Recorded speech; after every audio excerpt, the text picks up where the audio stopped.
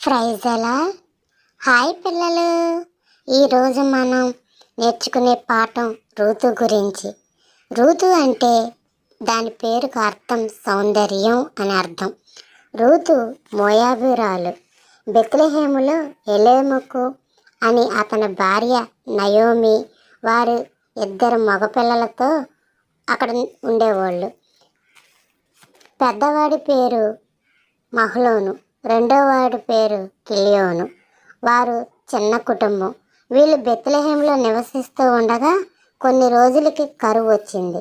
అప్పుడు వీళ్ళు కుటుంబము మోయాబీ దేశానికి అక్కడికి ఉండటానికి వెళ్ళారు.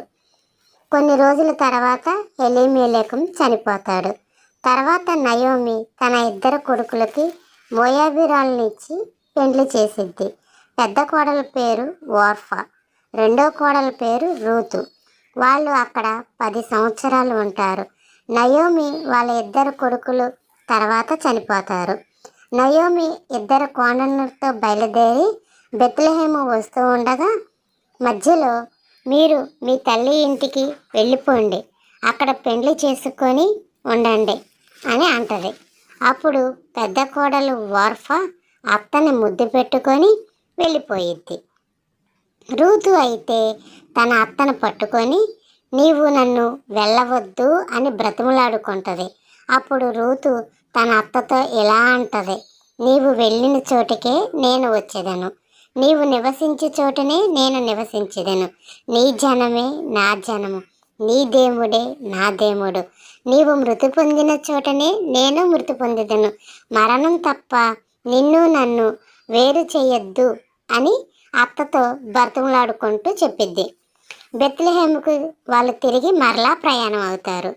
వస్తూ ఉండగా బెత్లెహేము అను మాటకు రొట్టెల ఇల్లు అని అర్థము, దేవుని గృహం. నయోమి బెత్లెహేముకు వచ్చిన తర్వాత తన బంధువు ఒకడు ఉండెను. అతడు చాలా ఆస్తిపరుడు. అతడి పేరు బోయాజు. అతని పొలంలోకి వెళ్ళి ధాన్యం కొంచెం తీసుకురా అని రూతుతో చెప్పిద్ది. రూతు ఆ పొలం దగ్గరికి వెళ్ళి, నేను కొంచెం ధాన్యం వేరుకోవచ్చా అని అక్కడ పనివారిని బోయాజుని అడిగిద్ది. అప్పుడు వాళ్ళు సరే తీసుకో అంటారు. ఆ పనివారిలో వారితో, బోయాజు ఈ చిన్నది ఎవరో అని అడుగుతాడు. ఆవిడి నయోమి కోడలు మోయాబీరాలు అని చెప్తారు. అప్పుడు బోయాజు అంటాడు, ఆవిడ ఏరుకుంటాకు ఇంకా కొంచెం ధాన్యము విడవండి అంటాడు. అప్పుడు ఒకరోజు నయోమి రూతుని పిలిచి, ఈరోజు మన బంధువుడైన బోయాజు పొలంలో రాత్రి పండుకుంటాడు.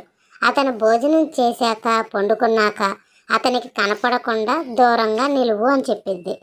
అప్పుడు అతను పడుకున్నాక తన కాళ్ళ దగ్గరికి వెళ్ళి అతని దుప్పటి కప్పుకొని నువ్వు పండుకో అని చెప్పిద్ది. అట్లాగే రూతు చేసిద్ది. మధ్యరాత్రి బోయాజుకి మేలుకు వచ్చిద్ది.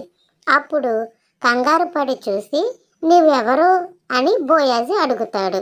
నేను మోయాబీరాలునైన నయోమి కోడలు రూతుని అని చెప్పిద్ది. అప్పుడు నీ దగ్గర ఉన్న దుప్పటి కప్పుకోవటానికి నాకు కొంచెం ఇవ్వు అని అడిగిద్ది.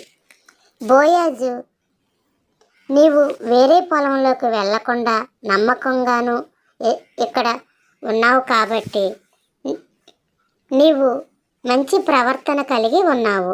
మీ దగ్గరే ఒక బంధువు ఉన్నాడు మీకు దగ్గరగా, అతడు పేరు ఓయి.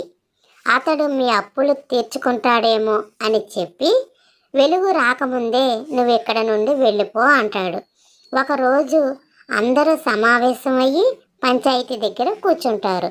అక్కడకు కూర్చొని ఉండగా బోయాజు ఓయిని అడుగుతాడు, ఎలీమెలెకు పొలము అమ్మివేయుచున్నారు, నీవు విడిపిస్తావా అంటాడు. అప్పుడు ఓయి, మోయాబీరాలు నేను రూతుని ఆ భూమిని నేను విడిపించను, నీవే ఆమెను పెండ్లి చేసుకొని ఆ పొలమును ఆమెను విడిపించు అని చెప్తాడు.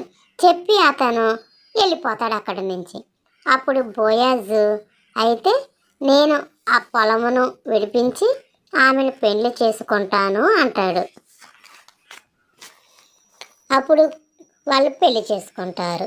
బోయాజు ఆమెను పెళ్లి చేసుకున్న తర్వాత నయోమి భూమి ఆమెకి ఇస్తాడు. రూతుకి బోయాజు ఒక మగ పిల్లవాడు పుడతాడు. అతని పేరు ఒబేద. ఒబేద అని పేరు పెట్టి ఆ బిడ్డను తీసుకొచ్చి నయోమికి ఇస్తారు. నయోమికి ఇస్తూ ఉండగా వాళ్ళు సంతోషంతో అక్కడ జీవిస్తూ ఉంటారు. దీనివల్ల మనం నేర్చుకునే పాఠం ఏమిటో తెలుసా? నయోమి తన అత్త చెప్పిన మాట విని నమ్మకంగా బోయజు పొలంలో ఏ విధంగా జీవించి ఉందో, మనము కూడా ఈరోజు దేవుడు చెప్పే మాటలు విని నమ్మకంగా ఆయనకి ఇష్టకరంగా మనం ఇక్కడ జీవిద్దాం. సరేనా పిల్లలు? అర్థమయ్యిందా? నేను చెప్పిన ఈ పాఠం మనం నేర్చుకున్నాం. సరేనా? మీకు అర్థమైతే చక్కటి ఋతువు వలె మీరు జీవించండి. దేవుడికి మహిమ తీసుకురండి. God bless you all. మీకు కనుక నా ఛానల్ నచ్చితే సబ్స్క్రైబ్ చేసుకోండి, లైక్ చేయండి, షేర్ చేయండి మా YouTube channel. God bless you all.